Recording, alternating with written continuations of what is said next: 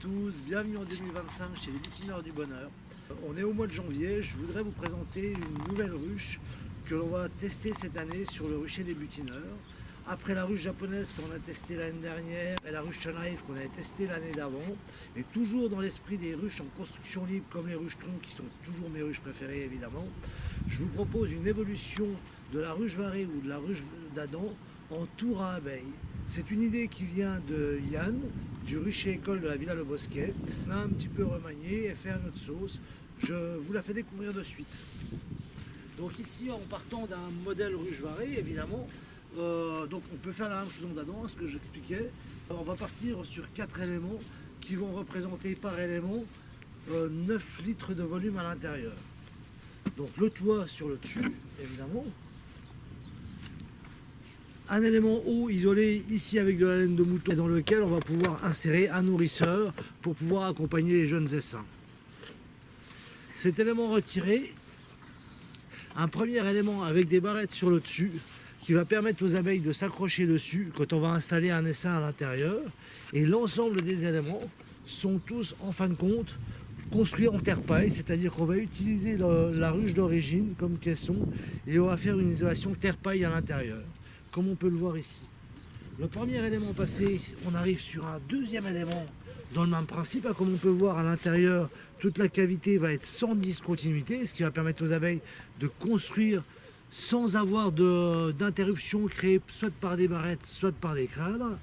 Et on va pouvoir y insérer des éléments vitrés, comme celui-ci qui est vitré par là, qui nous permet de voir à l'intérieur les constructions au fur et à mesure des abeilles. Donc dans chaque élément, un tourillon au milieu et l'essaim va pouvoir descendre sur toute la longueur sans discontinuité.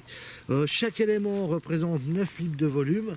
Pour rester dans les proportions d'un essaim naturel entre 20 et 40 litres, la ruche va se conduire sur 3 voire 4 éléments. Donc les éléments vont tous être de la même sorte, avec une particularité également sur l'élément du bas qui va laisser apparaître le trou de vol juste en bas, qui sera un trou de vol rond pour limiter l'impact des frelons sur les abeilles. Sous le dernier élément, un caisson isolé.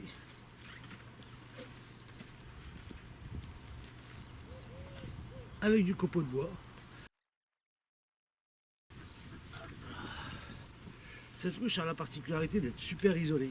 L'intérêt avec la modification du climat aujourd'hui, c'est justement en fin de compte d'avoir un tampon d'isolation qui permettent aux abeilles de se retrouver quasiment à l'identique de leur habitat naturel qui était les troncs d'arbres.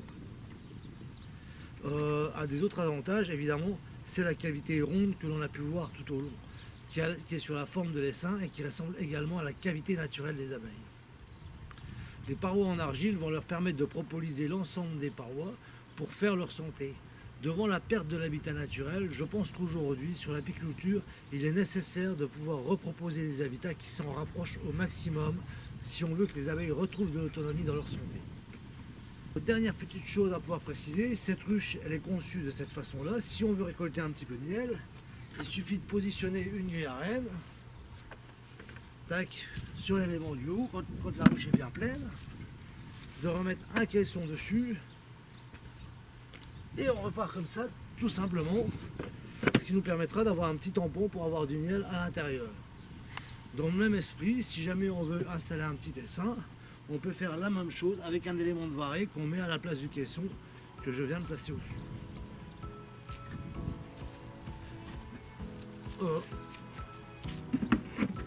Bonne journée et bonne année à tous.